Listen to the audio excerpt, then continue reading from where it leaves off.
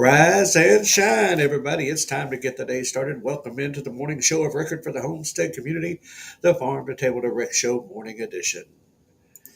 Good morning, everyone. I hope you all are staying warm this morning. I will tell you this much, it is colder than a Yeti's icebox out there this morning. And speaking of that, well, let's see. Let's go on over to our good buddy Jack with the Redneck Weather Report. Well, good morning, rednecks. It is. Hey, little. Well, good morning, rednecks. It is 16 degrees, January the 20th, 2025. We got a east northeast wind at 7 miles an hour, making it feel like 7 degrees. We're gonna get all the way to 28 degrees today. God bless y'all. See you again. Well, Jack, I'll tell you what. I don't know what it's like where you're at. He said it feels like 7, and that's awful cold. It is showing in my world 13 degrees currently, and feels like, let's see, 14. I don't know about that. Good morning, Robbie. Glad to see you again this morning. It was nice hanging out last night. The usual Sunday evening hangout with everybody.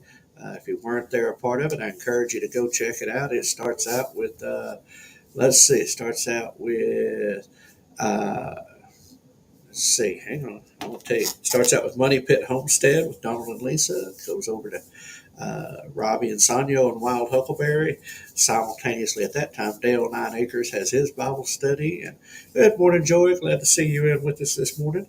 And then it goes to Dyer Family Farms with Jack and Dina, and then it heads on over to Red Dirt Rooster Road with Monty and Michelle, and it is quite the adventure. Last night was a good shows all the way around, and uh,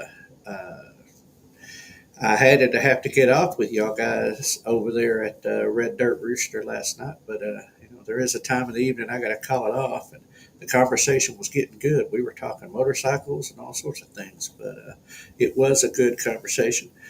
So anytime you get a chance to join in with that, it's a good deal. Anyway, just a reminder, which by the way, y'all can let me know how cold it is or how warm it is where y'all live. We'll be glad to know what the weather around the horn might be. But anyway, just a reminder, this is a live chat event, so please feel free to join in, chime in. And now let's get into today's reality smackdown. We're going to move through these. We'll take a little bit of time. 20 feels like 12. Yeah, I don't know. Like I said, I seen 13 degrees on my thermostat, and that was enough for me. I didn't want to know any more than that. But anyway, as everybody knows, if you don't already, uh, TikTok is back online. And let's see, where am I at here? Let's get this back up. Yeah, uh, yeah, Sundays are fun, Robbie. I agree. Let's see, where are we at? TikTok. Yeah, TikTok restoring service.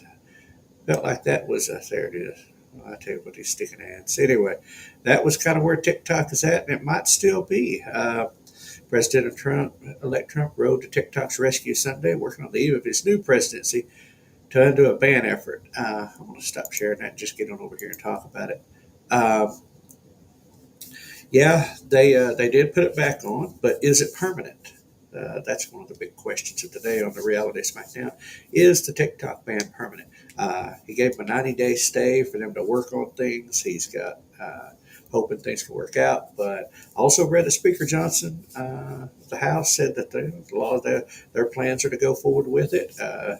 And so, unless something happens between now and then that makes them all change their mind, this is just a stay, if you will. But we'll see what happens with it. Trump, he's trying to negotiate some deals and make some things happen. So we'll see. Anyway, another headline that I read: scores of State Department diplomats resign ahead of Trump's inauguration. Yeah, I imagine they probably are dropping like. I imagine people are moving out of Washington D.C. in droves. I bet U-Haul is making a fortune right now with all those would-be's jumping out of the swamp, getting heading out They knew they were going to be fired anyway, so they just went ahead and rolled on out. That's what it seems like to me, but hey, just my opinion. We'll see how the confirmations continue to go, but anyway, today, of course, we'll get into it in a minute, but today is Inauguration Day for President Trump, so we'll talk about that here in just a bit. And, of course, today is Martin Luther King Jr. Day and Martin Luther King Day. And so we will talk about that as well here in just a few minutes. But that was the headline. Actually, I had one more. Hang on. There was one more. That's right. Israel received their first of three hostages released by Hamas terrorists, part of a ceasefire deal, in exchange for 90 Palestinian prisoners. Seems like an off. I don't know. Doesn't seem like the balance is quite fair. 3-90. So that's just, I don't know. I mean, I'm glad they got them out. I'm glad for the hostages that are coming out, getting them out of there. But it seems like the trade balance is just a little bit off. I don't know. But, what else is new? But anyway, that is the headlines for today. So let's jump into this day in history. 1945, on this day, Franklin Delano Roosevelt was sworn in for an unprecedented and never to be repeated fourth term as U.S. president. Uh, you know, I, man, the term limits on presidents, I completely understand why they did it.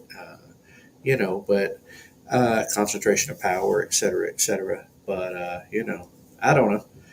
Whatever y'all think about it, but that's what happened. Now, this goes right along with the weather. 1954 on this date, negative 70 degrees Fahrenheit measured at Rogers Pass, Montana. Record low temperature in the contiguous United States. Wow. I mean, I've been to 40 below, and I know what that felt like. I could not even imagine 70 below zero. Man, that's just almost unbelievable, but there it is. 1997, the Howard Stern radio show premieres in New Orleans, Louisiana on KKND 106.7, and the shock jock era was in full effect. Hard to believe that 1997, boy, things went crazy on radio, and he was definitely still a little bit there. I guess he's still out there. I don't know. I haven't watched him or listened to him in years, but anyway, Martin Luther. Let's see. All right, so those are just a few of the things we're gonna. There's a couple of more things that are a part of the day in history, but it's also tied right in with today's show topics. So we will just jump right in and see what's going on here. As I alluded to earlier, today is Martin Luther King Day and Inauguration Day. 1986 was the first U.S. federal holiday honoring Martin Luther King Jr. or MLK Day. So 1986 to today, so 39 years. Does that count it right? Yeah, 39 years we've been celebrating that day. And this morning I just want to take a look back and see kind of where we are. I mean, for those who don't remember, in 1963 he gave his where am I at here? He gave his "I Have a Dream" speech. Get back up here where I was at. We're going to reflect on his life. Because his vision did reshape, a lot of what went forward with the civil rights movement. Um, he was a leader, a dreamer, and a builder. And he was a relentless advocate for his people, but he also believed in peace, peaceful protest, the March from Selma, the different rallies. I think Janae mentioned last night that his first public speaking, whatever, like 15 or something like that. I mean, which, happens a lot in particularly in the church environment. A lot of people forget he was of the faith and preacher. But anyway, and but he believed in the dignity of all people and its true society ability to honor the humanity of every person. And in his speech, on the March on Washington, 1963, Lincoln Memorial, and he said, "I have a dream that one day every valley shall be exalted, every hill and mountain shall be made low, rough places made plain, and the crooked places made straight. The glory of the Lord shall be revealed, and all the flesh shall see it together." And I think that's going to happen. I just don't know if it's going to happen through men. I believe that that's only going to happen through Jesus Christ and the strength of God. But he did, go on to say, he had a dream one day: sons of former slaves and sons of former slave owners would sit at the table together at the table of brotherhood, where his children would not be judged by the color of their skin, but the content of their character. And I think that's really kind of where, the crux of his message lay, was that. But I went over and we're going to read this article together. Seen this article and it kind of stood out to me because I've asked this very question. Is where would how would he feel about today? And Martin Luther King III says his father would be quite disappointed with the current. This story is by Lauren Irwin. It is The Hill, whatever you may think of him. I'm curious about that. Said son of civil rights advocate Martin Luther King Jr. said his father would be quite disappointed but not surprised. Uh, He joined NBC's Meet the Press, where he was asked about the state of the nation. He would be quite disappointed, quite frankly. He said that we are where we are. Probably wouldn't be surprised, but he certainly would be disappointed, as he always infused energy that was positive, bringing out the best of who we as Americans are. He said, although Americans are more divided than ever, there's good that can come during these times. He said, unfortunately, great tragedy, we see the best of who Americans are, but when it's over, we go back to our corners and live in bubbles and separate. We need to exhibit the behavior that we exhibit in tragedy universally all the time. And I would agree with that. President Trump said to be inaugurated. He said he hopes Trump will be in dialogue with everybody. If you really want to bring the nation together, so that it's a manifestation of what we call ourselves, we're not reflective of the United States of America at that moment. In his judgment, he says. That's just coming straight from his, his son. And I know his daughter is supposed to lead a prayer today, I think, during the inauguration. So I mean, it's I knew where what he would feel. I mean, I know what his son says he thinks, and I mean, I guess he probably knew him uh, better than I would have. But I just know that when we look back on uh, his speeches, his desires, it was for equality. It was for people to be treated equal, people to be judged on their merit, people to be judged on their character, not the color of their skin or their ethnicity. And the only place I've honestly felt that I've seen that completely uh, was when I was in the military. They told us there's only one color, that's green, and we all bleed red. And I felt like that was, as I come to understand, a true statement there in in that world, is because, we've got differences. We come from different backgrounds, different places, different experiences, but the that we should treat people based on, like I said, merit, on their how. And honestly, if you believe in Jesus, beyond even what they may deserve, certainly.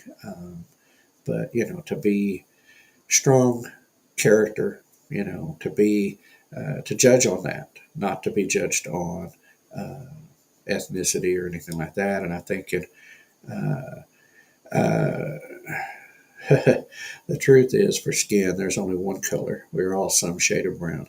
Robbie, I would agree with that. I mean, if you understand the melatonin, skin pigmentation, and that stuff, I mean, yeah, that you just peel that away, and it sounds harsh, but I always say, everybody bleeds red, and uh, we were all made by the same creator, and we're all equal under that measurement, and so I think we should hold it there. Folks, feel free to comment in if you got a comment. Don't be afraid. But anyway, today, MLK Day, and there'll be a lot to be said about that. I kind of, um, you know, uh, that happens to fall on Inauguration Day today, and they happen to fall on those days. And, uh, I sometimes wonder if the wisdom of uh, you know putting this holiday on today, same day as Inauguration Day. Um, if it doesn't maybe overshadow, one overshadows the other. Now, which one that is, one could argue back and forth. Maybe on a typical inauguration, during typical political times of the past, that it was probably no big deal. But in recent years, you know, I wonder, and especially since 2009, when Barack Obama was sworn in as president, that perhaps Inauguration Day has overshadowed uh, MLK Day, Martin Luther King Day, just a little bit. And I wonder if that was, so I mean, I look at that and I think, it kind of, was that a good idea, or should something be moved? Because the first in 1937 was when Inauguration Day was held on, first time held on January 20th. Previously, it was held on March 4th. Um, Now, that's, I'm glad that we moved Inauguration Day up, because to have to wait all the way to March 4th, I don't know, I don't know how people would, but things moved slower back then. We didn't have the electronic digital age, and vote certifications and the Electoral College took longer. Uh, but today is Inauguration Day, and it is going to steal the headlines in a lot of places that, um, being that it is Trump being sworn in again. Uh, and, so, let's take a look over at that. Let's see, where am I at here? Yeah. All right. Everything you need to know about Trump's inauguration, when and where to watch. The Constitution's 20th Amendment stipulates it be held at noon on January 20th. So there's a picture of Trump and her. I see. President Trump's Inauguration Day Monday. The Constitution goes into detail about when Inauguration Day should be held, down to the precise time and other details. Somebody, you know, certainly won't cover it. Okay, it is swearing someone is slated just before 12 Eastern Time on Monday, which is Martin Luther King Day, according to the National Party. I don't know what that means. But anyway, 20th Amendment stipulates the exact timing of the transition of power down to the minute, which is noon on the 20th day of January, according to National Archives, which has been in the news lately with, and we'll catch that maybe here in a minute, the fact that President Biden said that the Equal Rights Amendment was the law of the land, and the person at National Archives said no, it didn't meet the criteria. So little argument there. But anyway, terms of president and vice president shall end at noon on the 20th day of January, and terms of senators representatives at noon on the third day of January. Of the years, blah, blah, blah, reads elsewhere in the Constitution, Article 2, Section 1, the president will take the oath of office or oath of affirmation. I do solemnly swear if I will faithfully execute office of the President of the United States to the best of ability, serve, protect, defend the Constitution of the United States. And some of them need to reread it. Anyway, President-elect J.D. Vance, too, will take an oath of office right before Trump is slated to take the oath. Vance about to step forward on the inaugural platform and repeat. Uh, but anyway, so ABC schedule, good. Very well. Good Morning America, NBC, CBS, CNN, MSNBC, Fox News. Uh, President Joe Biden will also attend the event, be U.S. tradition, and appoint President accompanies President-elect to the swearing-in ceremony. Inaugural items each year follow events take place. Joint Congressional Committee on Inaugural procession to the Capitol, swearing in, addressing the President, honorary departures, signing ceremony, lunch, balls, pass and review, uh, held in the Capitol, which they're going to be indoors this year. Uh, you know, it's anyway. It's quite the big ceremony. Morning church service, and but anyway, so we will see. But due to winter storm conditions, yep, plunge temperatures. Trump team announced inauguration should be held indoors, not outside on the steps as it usually does inside the Capitol Rotunda. Uh, anyway, so yeah, and there's a whole lot there. So I don't know. Let's see, bit too much to say in that. but not following the oath. Yeah, I would agree with you, Robbie. That I would agree is probably the biggest complaint that people have about that is that it's like, did they really even read? Do they actually know? I mean, do they actually, take it to heart? I mean, I know I had to say an oath of enlistment, several times. And, those words are kind of there, and, you ought to take stock of them. And I think that too many of our uh, politicians, it's just going through their motions. And they're not really taking it to heart. They're not really following it. But, today is, of course, you know, we'll see what changes. Many of us are looking forward to today, and I know there's probably some people out there, and I know they are because I know a few that aren't looking forward to today. Um, but we shall see what the next 4 years holds in store. Only God knows what's really going to happen, and He's ultimately in charge. But we will see what comes of it. But you know, uh, I don't know. There's we to say that to read MLK the third's statement that we're more divided today than ever. Uh, I won't disagree to a point, but to a point I will, and I say that because there is unity in places. Might not be what Martin Luther King Jr. had in mind, but I think that it's like I said, the last 16 years, um, has definitely been some of the roughest 16 years in the Department of Unity. And, what should not have been so. But I'm not going to go too far off into that just simply because, well, it just doesn't serve well to do it, I don't think, at this time. And, some of that's private conversation that I won't have on the air, not particularly because I'm afraid of my opinion or thoughts, but just because, honestly, protection of the show and protection of, that some conversations are best held in private.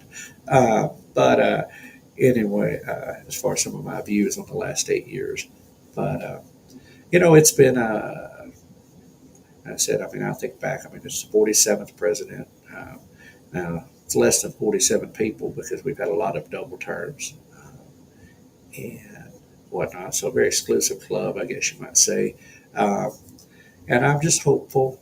There's a pendulum, a balance of things, and uh, I think in President Trump's first term, the pendulum swung one side very harshly, and when the Biden administration came in, the left swung it the other way too far. Uh, so I'm hopeful that maybe the balance will be a little more. The pendulum won't swing as hard. That we can calm things down, and I know a lot of people have maybe not been real happy with his inclusion of certain sides of the fence, you might say, or his willingness to kind of they call it the uniparty or bring people in under the that uh, we're not. But anyway, I'm optimistic. Hopefully, the confirmations continue to go well, and we get the right people in the offices, and that the right policies are enacted to kind of right the ship just a little bit. I'm all about America first. I like that attitude, taking care of us before we're taking care of all these other people around the world. Uh, I don't. It's not to not be generous and be helpful, but we got a lot of housekeeping. As my brother likes to call it, housekeeping. We've got a lot to do here inside of our own country, and there's a lot of things on the stage where some would say we're already in World War III. We need to be able to de-escalate a lot of things, pull things back. There's a lot going on uh, in the geopolitical world that needs to be solved, or at least headed in the right direction. And that's going to take a strong leader, and that's going to take people getting behind him and doing. But like I said, we've got so much in our own country that we need to clean up. Um, and there's people out there right now that are suffering. There's still got people in North Carolina that are going through what they're going through, that still need help. And we've got, of course, the wildfires in California, and that's a whole other conversation we could get off on. Um, the question marks around some of that. A lot of speculation, things being put out. But we'll get into that on another day perhaps. But, it's just hope as you go through the day. One, I know a lot of people are off work. Some people, it's a holiday from their jobs. My wife is one of those lucky people. Well, she might not feel like it today, seeing as I woke her up at 5:30 in the morning. But uh, but anyway, a lot of people off work. Some of us have to go on in and brave this cold weather. Uh, some are voluntarily going to work. Ain't that right, Robbie? But no, the funny thing is, we just we plan our days off. Those of us who have to, and some days you got to go even when you don't want to. And today's definitely a day I didn't want to. But anyway, as you go through the day, if you're watching the inauguration or you're watching any of this stuff, just uh, let's reflect on our part as human beings, as people of the United States. That we look at each other's merit. We treat people based on their merit, on their character, on their and through the love in the eyes of Jesus Christ, that we treat people that way. I think if we could all do that, uh, and the world will be a better place. The old golden rule: treat others as you want to be treated. Uh, I think is you if people could just get back to that. If we could just get back to being polite, being courteous, being kind, um, having consideration of others. I think we'd go a long ways in healing the divide. And let's not look at the color of skin and ethnicity. Let's look at the character of the person and uh, how that is, and go forward with that, and be a blessing to those. So, with that, I'm going to shush up and stop yakking about that. Let's go over some upcoming events. Of course, let's see, March 21st and 22nd, Okie Homestead Expo, Pryor, Oklahoma, Mays County Fairground. Tickets are on sale now, $50 for 2-day pass. We were having a big conversation last night about tickets, volunteering. So if you want to volunteer, there's options out there. Go to Okie Homestead Expo on Facebook. You can find them out there. They also have okiehomesteadexpo.com. But go to Facebook. You can find them out there. And, they are, tickets are on sale. I say on sale, they're at the regular price, but tickets are being sold. That's a great time of learning. We're going to be there. I know Robbie with Wild Huckleberry is going to be there. The Dyers. There's just going to be so many. The list is too big to list everybody in our community that's going to be there. Looking forward to that. Uh, I know that it is a good time of learning. It's a good time of hanging out. There's tons of vendors. The speaker list is incredible. Starts off with Joe Salatin, the Doughertys from Salzier Farms, Sean and Beth Dougherty. I know that Zach Bauer from An American Homestead, Dr. Patrick Jones is going to be there. Man, and the list just goes on and on. Bob Ryder, Olive Branch Aquaponics, many more that I've not. I'm going to have to get that list out and actually get the speakers list out and really be able to go over that coming up. But we are 60 days away. I think it'd be 59 and a wake up if you count it correctly, but 60 days away from the Homestead Expo, or maybe it's 60 and a wake up. I don't know.